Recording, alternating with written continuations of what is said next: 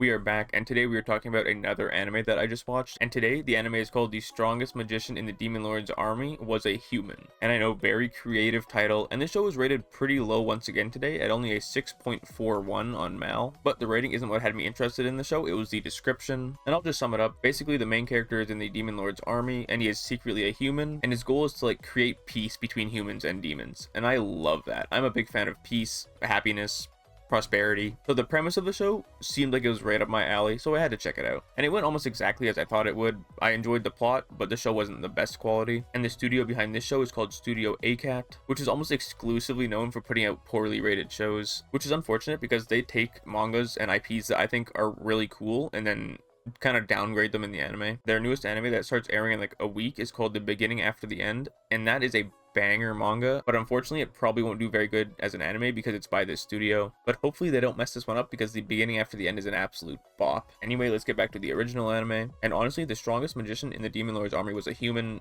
wasn't that bad. I don't think it deserves to be rated a 6.4. The art was really nice, and the characters had a lot of personality and were very fun to watch. There was quite a bit of CGI in the battles, so you could tell it didn't have very high of a budget. But the CGI wasn't bad CGI most of the time. Usually it looked like it was covered up by animation as well, so it hit it pretty well. So in 80% of the cases, I don't think the CGI looked bad almost at all. And the characters looked great, especially most of the female characters. That's probably where most of their budget went. But my favorite character was a character named Jiron, which is a pig character, and he is super funny in my opinion. And especially the way he's animated, he looks really good. In the places they actually animated, it all looked really good. I think if this show had a bit higher of a budget, it would have been a very high rated show. And of course, as I've already said, I do like the plot. I always enjoy the journey of trying to find peace between enemies. It's just a super nice thing to watch in my opinion. And this show was pretty close to a harem, except not really. It's just more every female character pretty much fell in love with the main character. As well as my boy Jiron, he also seemed to be in love with the main character, which made for some super funny scenes in my opinion. And honestly, even with the low budget, the CGI, and the battles not looking the best, the way they choreographed it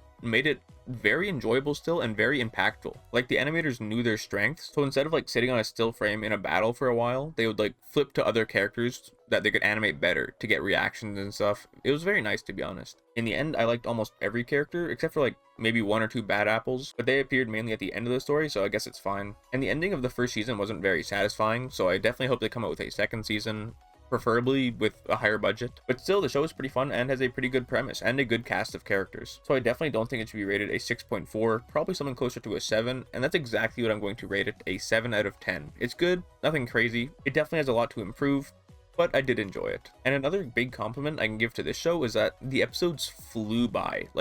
Before I knew it, I was seeing the ending scene and the ending credits, and that happened for a bunch of the episodes. So the content in the show was clearly enjoyable. And you know what they say, time flies when you're having fun, and this show was definitely fun to watch. But yeah, that's going to be about it, a 7 out of 10 for me. Definitely check it out to make your own opinions, but I personally think it was an acceptable show overall. But that's going to be about it. See ya.